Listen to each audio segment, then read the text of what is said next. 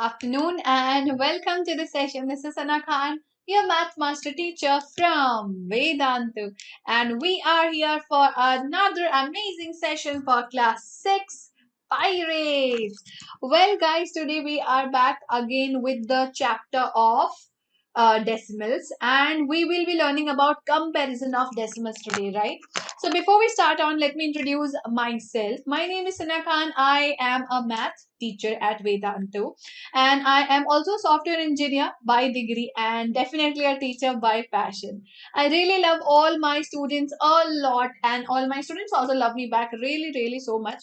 They call me Didi Didu out of love, and you can also join in that gang and be my friend to make math the easiest subject. Okay, so the motto of this channel is to always love and learn math in a way like how to love and learn math. You can love and learn math only if you work like a captain and play like a pirate with math, and you should never stop your quest for math around yourself in your real life, right?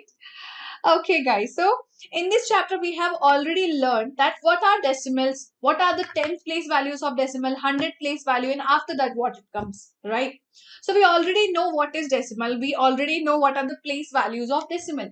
Now, I want to understand that if I write a number as 0.01 and a number as 0.1, which number is bigger? The number with more digits or the number with less digits? We will learn about it in today's session, that is comparison of decimals. Also, we will learn to use decimals in our real life. Okay, so how is the session flow going to be? First, we will see comparison of decimals in different ways, and then we will learn how to use decimals in our daily life. Okay, everybody. But before that, let's see the homework. So, homework question was write the expanded form of these decimal number. I gave this homework in the last session, and what will be the right answer? 56.78 will be written as 500 plus 60 plus 7 upon 10 plus 8 upon 100. Similarly, 20 plus 3 plus 8 upon 10, and the last number will be 70 plus 7 plus 7 upon 100, not 10, right? And these are my homework sailors who have done the answer correctly. So well done, bacho. Now, in today's session, we are going to solve a mystery. What is that mystery? So, we are going to see that if there is a square park, a beautiful square park with a perimeter of 110 centimeter, right? Now, I want to draw a fence around it. And also, I want to calculate the cost required to make the fencing. But to me, it is given that the fencing will be of 25 rupees per meter. Now, I have the perimeter in centimeter and the cost is given in meter. What to do? We will see in today's session. Okay, so let's get started. Now, first thing is, how can we compare decimals? Are there different ways to compare decimals? Let's see. We can compare decimals by their place value, by their whole number part, by their 10th place, and by their 100th place. Okay, so every digit of a decimal matters. Now let's look at a figure to understand the concept visually. Now, what is this figure? What is it trying to say? It is trying to say that 4 boxes out of 100 boxes are colored. And 4 out of 100 is what? 0.04. This box is saying 40 out of 100 is colored and 40 out of 100 is 0.4. Now, according to you, which box is having more shaded area? So, you will obviously see, ma'am, this portion is obviously so big. So, this portion is having more shaded area. That means 0.4 is greater than 0.04. But now we see that it is having 3 digits, right? And is having only 2 digits. But so how come is this greater?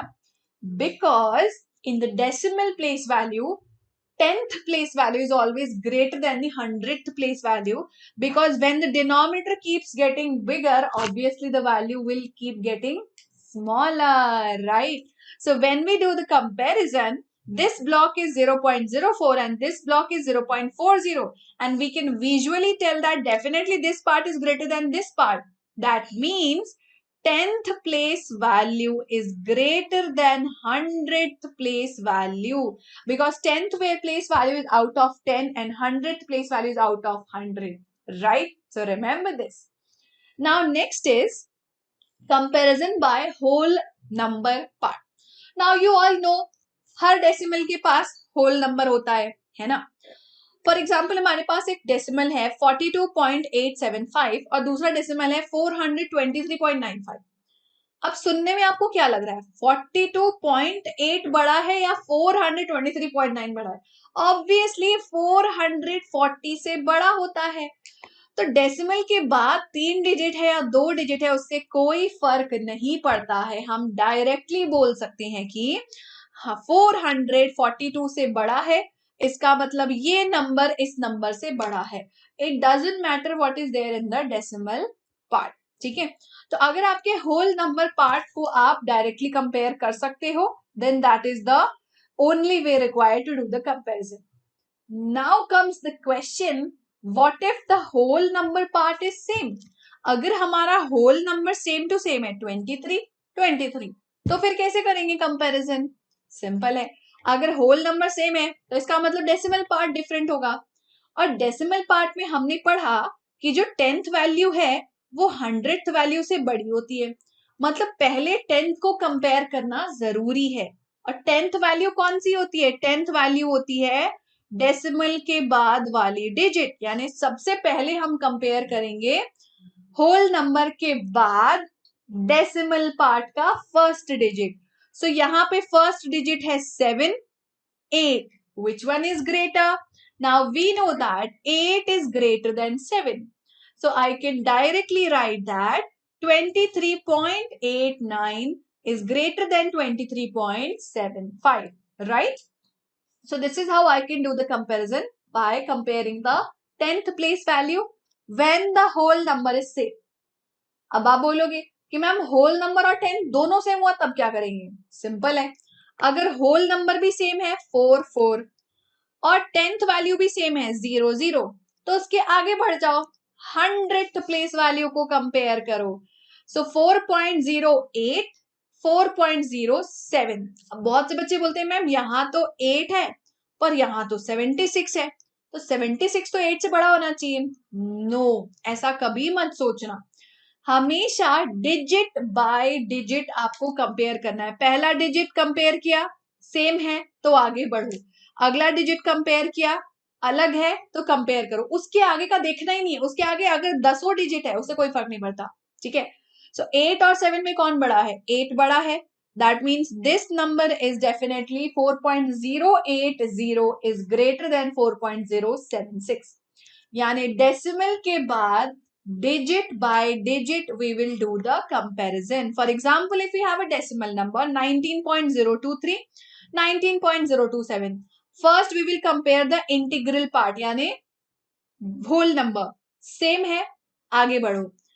10th place value 0, 0, same है, आगे बढ़ो.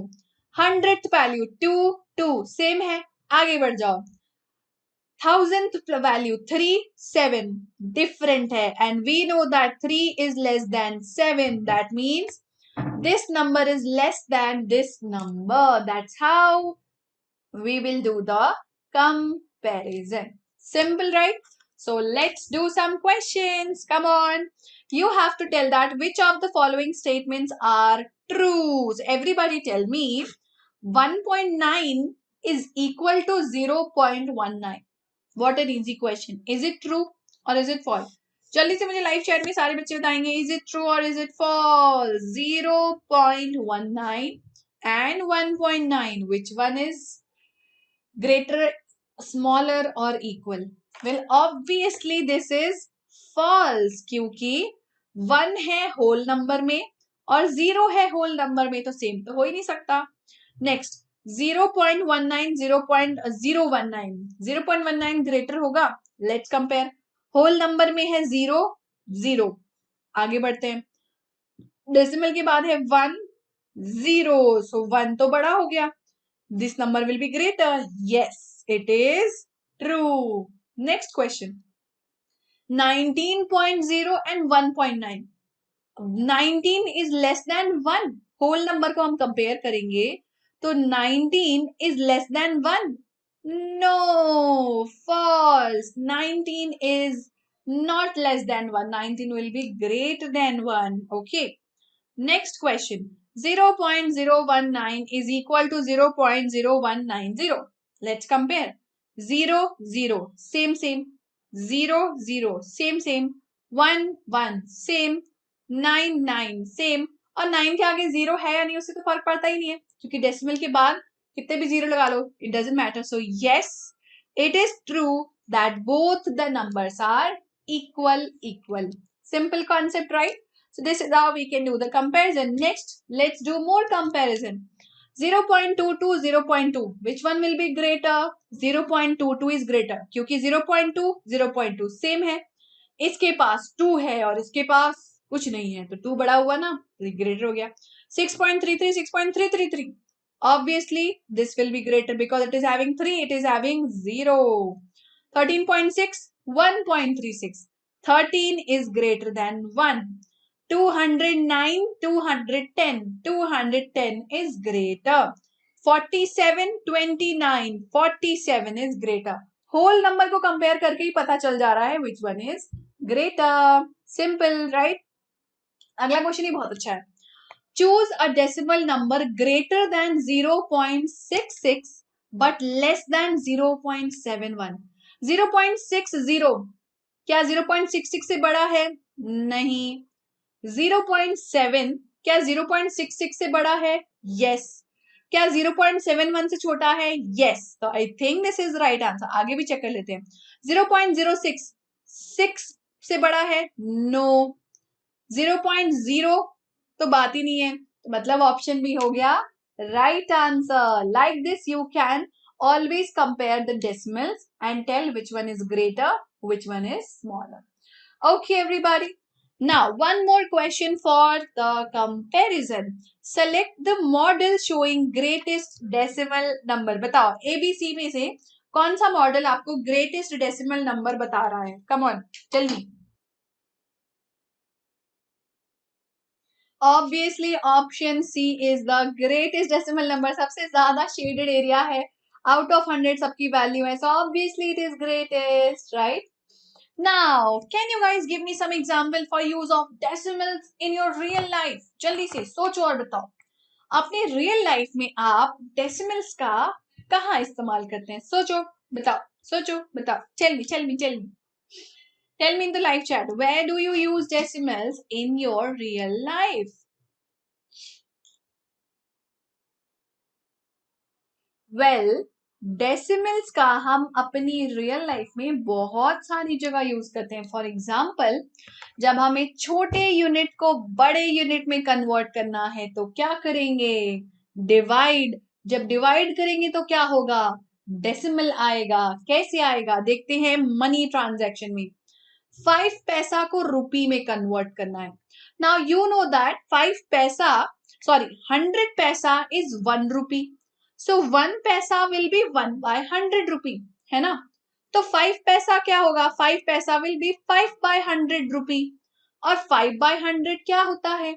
5 by 100 होता है 0.05. क्योंकि जब हम 100 से divide करते हैं तो डेसिमल पॉइंट 2 बार शिफ्ट करेगा लेफ्ट साइड. सो 0.05 रुपीज. तो देखा, हमने अपने रियल लाइफ में यूज कर लिया मनी ट्रांजैक्शंस में पैसा को रुपी में कन्वर्ट करने के लिए डेसिमल्स का, right? Now let's do some conversion. 7 paisa will be how much rupees? So 7 paisa will be 7 by 100 rupees. That is 0.07, right? 7 rupees 7 paisa. 7 rupees plus 7 paisa means 7 by 100 rupees. यानी 7.07 rupees. Similarly, 77 rupees 77 paisa. यानी 77 rupees plus 77 divided by 100 rupees. 77 divided by 100 क्या होगा? Decimal point यहाँ है 1 जम 2 जम यहाँ आ गया यानी 77.77 rupees. That is the how we will convert paisa into rupee by dividing by 100. Similarly, if you guys remember the length unit chart. How is the length unit chart? It says that millimeter converted to centimeter by multiplying by 10. Centimeter to decimeter multiply by 10. Decimeter to meter multiply by 10. Meter to decameter. Decameter to hectometer. Hectometer to kilometer. And similarly, if you want to convert kilometer to hectometer, divide by 10, divide by 10, divide by 10, and so on, 10 times more हो जाता है. Also, 1 kilometer is how much? 1000 meter. 1 meter is 100 centimeter and 1 centimeter is 10 millimeter. तो जब हमें length का conversion करना होता है, सो एट दिस टाइम अगर मुझे मिलीमीटर को सेंटीमीटर में कन्वर्ट करना है तो मैं क्या करूंगी? Millimetre is the smaller unit, smaller को बड़ा बनाना है यानी डिवाइड करेंगे, पर कन्वर्जन रिलेशन क्या है? रिलेशन है 10 millimeter is 1 centimeter. So 1 millimeter will be 1 by 10 centimeter. So जब भी मिलीमीटर को सेंटीमीटर बनाना है तो डिवाइड बाय 10 करेंगे हम, राइट? सिमिलरली वेट का जो चार्ट होता है, मिलीग्राम, सेंटीग्राम, डेसीग्राम, ग्राम, डेकाग्राम, हेक्टोग्राम, किलोग्राम, सबके बीच में रिलेशन होता है छोटे से बड़ा मल्टीप्लाइड बाय 10, बड़े से छोटा divided by 10. Also you know that 1 kg is 1000 grams and 1 gram is 1000 milligram, right? So ये दो कन्वर्जन सबसे इंपॉर्टेंट कन्वर्जन होते हैं जो हम यूज करते हैं बार बार अपनी रियल लाइफ में, बाकी का उतना यूज नहीं होता. For example 1000 gram is 1 kg. So 1 gram will be 1 by 1000 kg यानी 0.001 kg. डिवाइड बाय 30 कर रहे हो तो डेसिमल के बाद 3 डिजिट आएगा. 2350 ग्राम को कैसे कन्वर्ट करेंगे? 2350 यानी 2000 प्लस 350. 2000 यानी कि 2 kg और 350 यानी 350 डिवाइडेड बाय 100 हो गया. डेसिमल पॉइंट यहाँ है 1 2 3 जंप यानी 3 के आगे आ गया decimal. So 2.350 kg will be the weight when we convert gram into kgs. Okay, let's do the conversions. Now, come on, all of you, solve this question. Okay, guys, so have you solved it? How we will convert centimeter into millimeter? Sorry, millimeter into centimeter. Very simple. Smaller to bigger. So, millimeter और centimeter का क्या relation है? 1 centimeter is 10 millimeter. So, I will simply write 5 millimeter will be 5 divided by 10 centimeter. और जब divide by 10 कर रहे हैं तो डेसिमल के बाद कितने डिजिट आएंगे? सिर्फ एक digit. So this will B 0.5 centimetre. Similarly 9 centimetre 8 millimetre यानी 9 centimetre plus 8 divided by 10 centimetre, क्योंकि 8 मिलीमीटर हो गया 8 बाय 10 सेंटीमीटर. और 8 बाय 10 क्या होगा? 9 centimetre plus 0.8 centimetre, that is 9.8 centimetre. इस तरीके से हमने मिलीमीटर को सेंटीमीटर में कन्वर्ट कर लिया. सिमिलरली अगर ग्राम को केजी में करना है तो 1000 ग्राम इज 1 kg.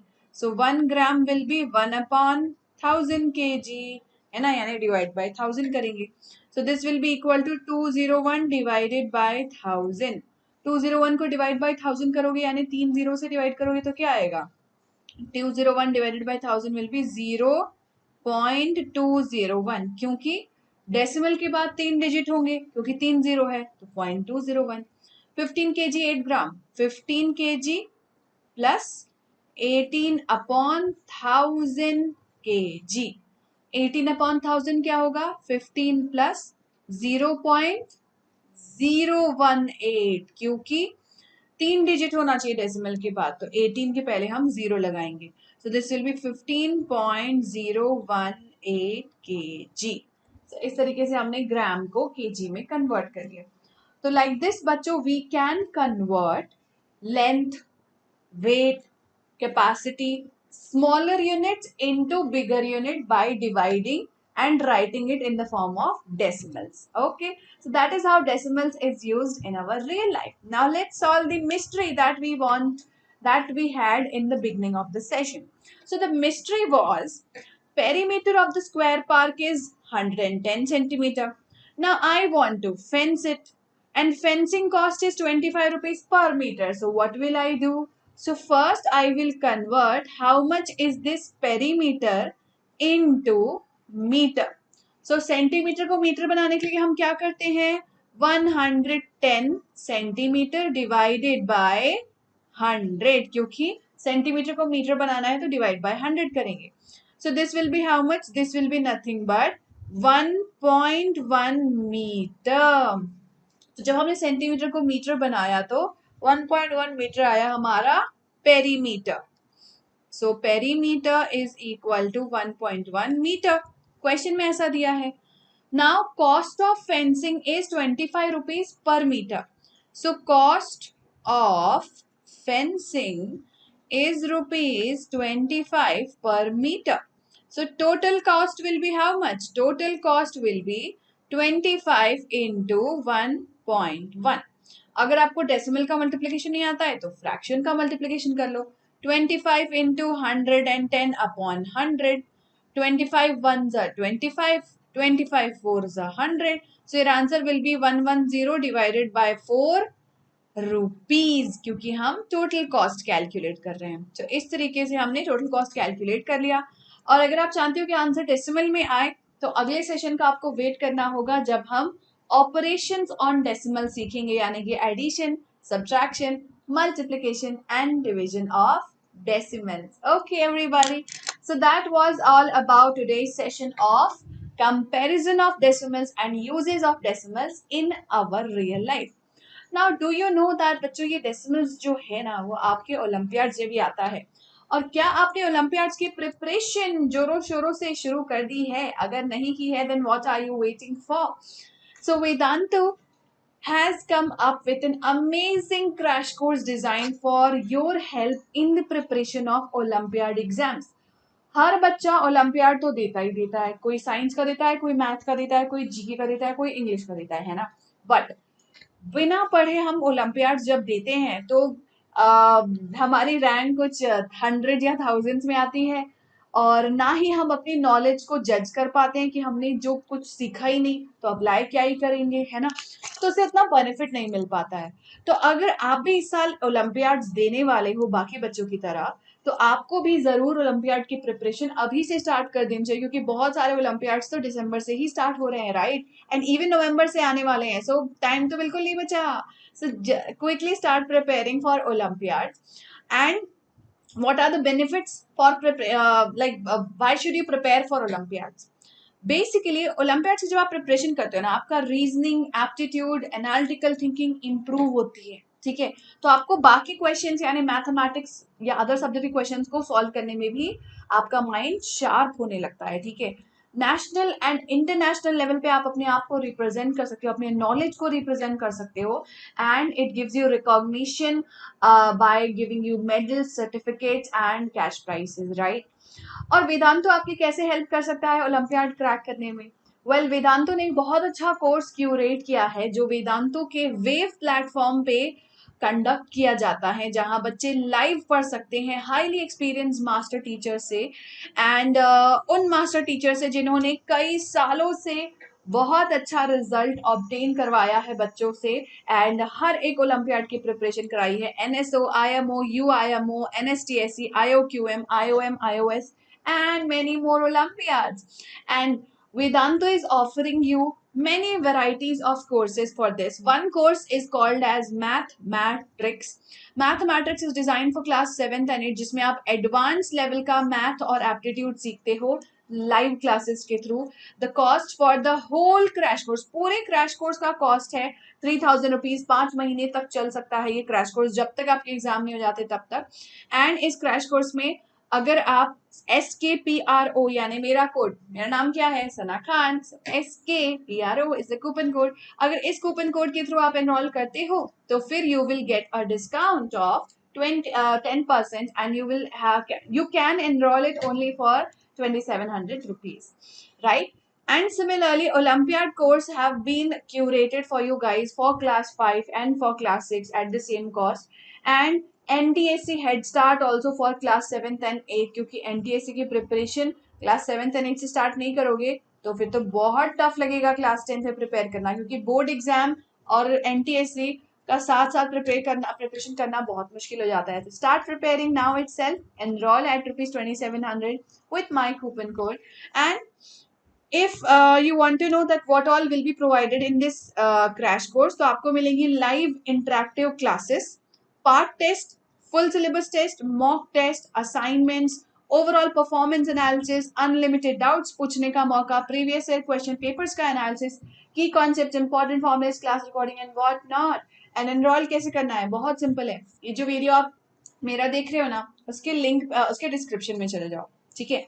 वहां पे आपको एक लिंक मिलेगा वेदांतु ओलंपियाड का. Just click on that, enter the coupon code SKPRO website पे जाते ही, and you can enrol and get so many offerings, live classes, 10-part syllabus test, 5 full tests, 5 all India mock tests, 70 assignments, motivational session every month, parent teacher meeting and assignments followed by discussion. यानी पूरे आपकी हम पीछे लग जाएंगे जब तक आपका कोर्स जब तक आपका हम नॉलेज इंप्रूवमेंट नहीं करा देते, ठीक है. And VOS mentors are highly highly experience teacher जो बहुत सालों से ओलंपियाड की प्रिपरेशन करा रहे हैं. तो यू कैन इमेजिन आपको कितना फायदा होगा उनसे, right. So we have a very amazing teachers in the Vedantu Olympiad School and आपको हमारा super awesome result तो पता ही है. कोने कोने से इंडिया के टॉप रिजल्ट्स आते हैं ओलंपियाड में हर साल, NTSC में हर साल, जेई मेंस में, नीट में, हर कॉम्पिटिटिव एग्जाम में वेदांतु के बहुत अच्छे रिजल्ट्स आते हैं. So you guys should also enrol. और आप चाहो तो ओलंपियाड अचीवर्स की जुबानी भी सुन सकते हो कि how much they have learn from the olympiad school. Okay. So don't forget to enroll this course. You have to just visit the link given in the description and use the coupon code SKPRO. Okay. So ये है आपका आज का homework. Ascending order में आपको arrange करना है numbers को. So don't forget to do the homework and tell the answer in the comment section. और अगर आप मुझसे क्लास के बाद भी मिलना चाहते हैं तो आप मुझे फॉलो कर सकते हैं on Instagram. Sanakhan_Vedantu is my ID which you can follow. Thank you so much for watching. See you all in the next session. Bye bye. Bye guys.